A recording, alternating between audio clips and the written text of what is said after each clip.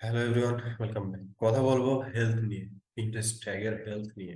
মানে Pinterest tag সুস্থ না অসুস্থ, কতটুকু সুস্থ, সবকিছু এটাতে আমি দেখাবো।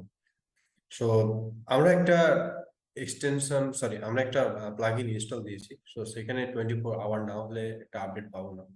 সো আমাদের কিছু পূর্বের কাজের কিছু প্র্যাকটিক্যাল থেকে কনসেপ্ট নিয়ে নিয়ে আমি আপনাদেরকে দেখিয়েছি। আর এই এই লেসনটা শুরু করার আগে আমি একটা কথা বলে নিই। এই জিনিসগুলো কিন্তু আপনাদের পিন্টারেস্ট মার্কেটিং যে চ্যাপ্টার গুলো ছিল অতটুকু জানলে ভালো। আর এগুলো আপনার অ্যাডভান্স আপনার স্কিলটাকে নিয়ে যাওয়ার জন্য জানা দরকার। জাস্ট কনসেপ্টটুকু নিয়ে রাখেন। তবে নিজে নিজে আপনি যখন সেট আপ করতে যাবেন অনেক প্রবলেমে পড়বেন, এটাই আমি জানি। কারণ এই কাজগুলো যখন আমাদের ক্লায়েন্ট দেয় তখন প্রবলেম তো আমরা সেট আপ হয়তো করে দিতে পারবো, কিন্তু যখন একটা প্রবলেম হয়ে যায় সেট আপ করতে গিয়ে, লাইক আপনাকে যেমন বলছিলাম চেক আউট ইভেন্টের ভ্যালু মিসিং দেখাচ্ছে বা কারেন্সি মিসিং দেখাচ্ছে, তো এই জিনিসগুলো ফিক্স করতে করতে মাথার চুল ছিঁড়ে যাবে। সো আপনার যদি কোডিং কনসেপ্ট না থাকে বা আপনার যদি আহ, মানে ওয়েবসাইট ওয়ার্ডপ্রেস সম্পর্কে বা শপিফাই অ্যাপ সম্পর্কে ব্যাকএন্ড সম্পর্কে ভালো কনসেপ্ট না থাকে, তাহলে কখনোই এটা নিজে নিজে সেট আপ করতে যাবেন না। এটা সেট আপ করা আপনার উচিত হবে না। কারণ আমাদের যখন কোনো ক্লায়েন্ট এখানে আসবে আপনার কাজটা দিতে, বেশিরভাগ সময় একদম যে ফ্রেশ ক্লায়েন্ট এসে আপনাকে কাজ দেবে এমনটা হবে না। ও ইউটিউব দেখে হোক বা ও যেখান থেকে পারুক ও তথ্য সংগ্রহ করেছে, নিজে নিজে ট্রাই করেছে, জগা খিচুড়ি তার পিন্টারেস্টটাকে মানে ভালো মতো পাকিয়েছে। যখন দেখছে একেবারে হয় না, তখন আপনাকে হায়ার করবে। কারণ ও কোথায় কোন ট্যাগ তার ব্যাকএন্ডে মানে প্লেস করেছে, এটা খুঁজতে খুঁজতেই মানে আপনার দিন পার হয়ে যাবে। 4 দিনের কাজ হলে 3 দিন যাবে হলে আপনার প্রবলেম খুঁজতে। তো এই জন্য আমি বলবো, যদি আপনার ফুল কোডিং সম্পর্কে বা ওয়েব ডেভেলপিং এর বেসিক কনসেপ্ট না থাকে, বা ওয়ার্ডপ্রেস এর ব্যাকএন্ড এবং শপিফাই এর ব্যাকএন্ড সম্পর্কে আপনার ভালো ধারণা না থাকে, আপনার এটা এটা মানে ক্লায়েন্টের কাছ থেকে এটা সেট আপ করার দায়িত্ব নেওয়ার কোনো প্রয়োজন নাই। ওকে, এটা তাকে বলবেন আপনার ডেভেলপারকে দিয়ে সেট আপ করায় নেন।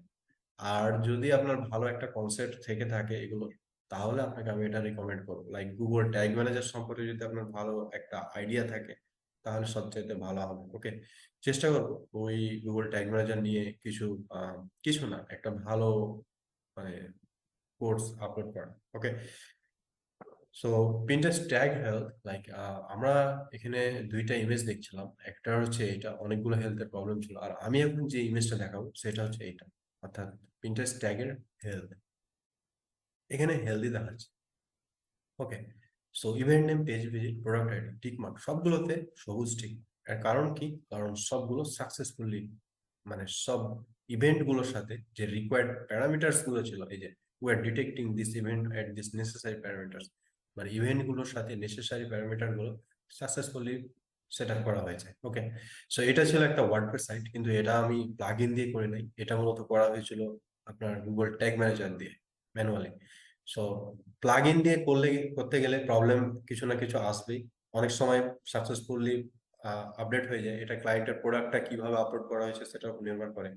আর যদি প্লাগ ইন দিয়ে প্রবলেম হয় তাহলে অবশ্যই আপনাকে গুগল ট্যাগ ম্যানেজারের হেল্প নিতে হবে আপনার ট্যাগের এই হেলথটা ঠিক রাখার জন্য।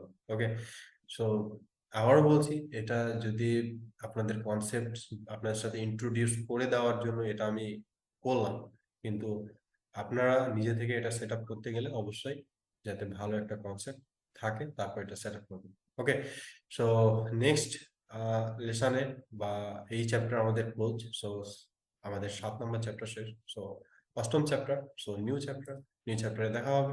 Thank you everyone.